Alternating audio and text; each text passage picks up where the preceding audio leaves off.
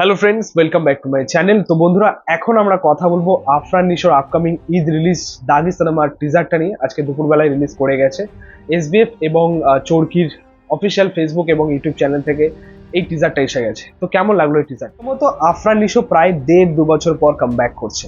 তার first release ছিল সুড়ঙ্গ সিনেমাটা, তারপর একটা বিরাট গ্যাপ, মাঝখানে তার কোনো কাজ আসেনি, হয়তো একটা ওয়েব সিরিজ রিলিজ করেছিল হইচইতে।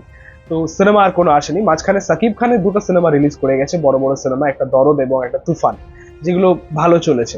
কিন্তু আফরান নিশো একদমই সাইড হয়ে গেছে। তো যাই হোক, ফাইনালি আফরান নিশো কামব্যাক করছে এবং এই কামব্যাকটা কিন্তু ধামাকাদার হতে চলেছে। বিরাট বড় ধামাকা হবে এবারের ঈদে। উল্টো দিকে সাকিব খানের বরবাদ রয়েছে, শ্যামের জঙ্গলি রয়েছে। তো ক্ল্যাশটা কিন্তু জমে যাবে। এখানে বিগেস্ট ক্ল্যাশ হিসেবে যদি আমরা দেখি তাহলে বলবো সাকিব খান ভার্সেস আফরান নিশো, বরবাদ ভার্সেস দাগি সিনেমা।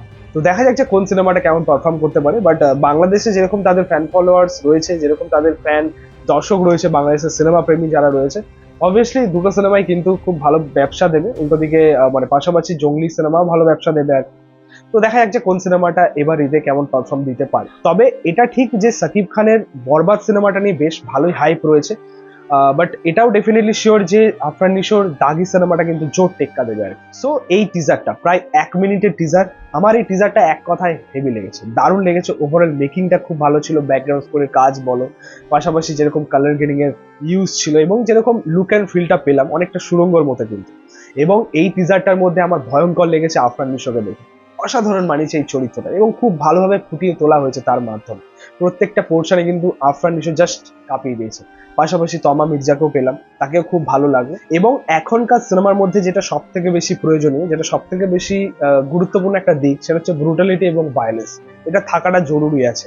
তো সেইভাবে আমরা এই টিজারটার মধ্যে একটা পোর্শনে দেখতে পেলাম যে ইন্তেকাব দিনার কাউকে কাটছে রক্তাক্ত অবস্থা। তো ওই রকম ব্রুটালিটি ভায়োলেন্স মানে চরম লেভেলে থাকতে চলেছে। বাট এই টিজারটার মধ্যে একটা পোর্শন ছিল যেখানে আফরান নিশোর যেভাবে এন্ট্রিটা হলো আর কি, স্মোকের মধ্যে দিয়ে, ঠিক এরকম একটা সিন, এরকম একটা এন্ট্রি সিন আমরা রাইজে দেখেছিলাম এসআরকে, তার একটা এন্ট্রি ছিল সেরকম। তো এটাকে আমি কপি বলবো না, অ্যাকচুয়ালি একজন স্মোকের মধ্যে দিয়ে হেঁটেছে বলে আর কেউ হাঁটতে পারবে না, এটা হতে পারে না। কারণ এর আগে রাভানে জিদ্দাও তার এন্ট্রিটাও এরকমই ছিল আর কি। তো এখানে আমি কপি বলবো না, অন্য সুপারস্টারের ফ্যানেরা হয়তো এটাকে নিয়ে ট্রোল করবে, কপি বলবে, বাট আমি এটাকে সেভাবে দেখছি না। ছাড়া আমরা যদি দাগির গল্পটার প্রেডিকশন করি, তো এই টিজারটার মধ্যে কিন্তু গল্পটা খুব বেশি রিভিল করা হয়নি। জাস্ট এখানে আমরা আফরান নিশোর যে চরিত্রটা রয়েছে তার জার্নি সম্বন্ধে জানতে পারছি, যে একজন সিম্পল সাধারণ ছেলে সে কিভাবে একটা কেসে ফেসে যাচ্ছে এবং সে তার জেল হয়ে যাচ্ছে এবং দাগি আসামি হয়ে উঠছে। এই জার্নিটা আমরা শুধু জানতে পারছি, বাট গল্পটা যে মেন বিষয়বস্তু, কেন সে ফেসে যাচ্ছে, কোন কেসে ফেসে যাচ্ছে, সেগুলো রিভিল করা হয়নি। তো এটাই দেখার যে গল্পের মধ্যে, এই সিনেমার মধ্যে, যে আসলেই গল্পটা কেমন হবে।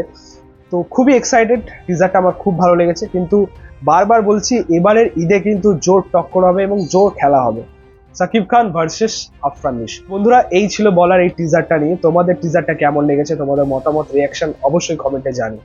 ভিডিওটা ভালো লাগলে অবশ্যই লাইক কমেন্ট শেয়ার করে দিন, পাশে থেকে সাপোর্ট করে চ্যানেলটাকে অবশ্যই সাবস্ক্রাইব করেছে, পাশে থাকা বেল আইকন প্রেস করে দিই পরবর্তী ভিডিও গুলো পাচ্ছ। Thank you.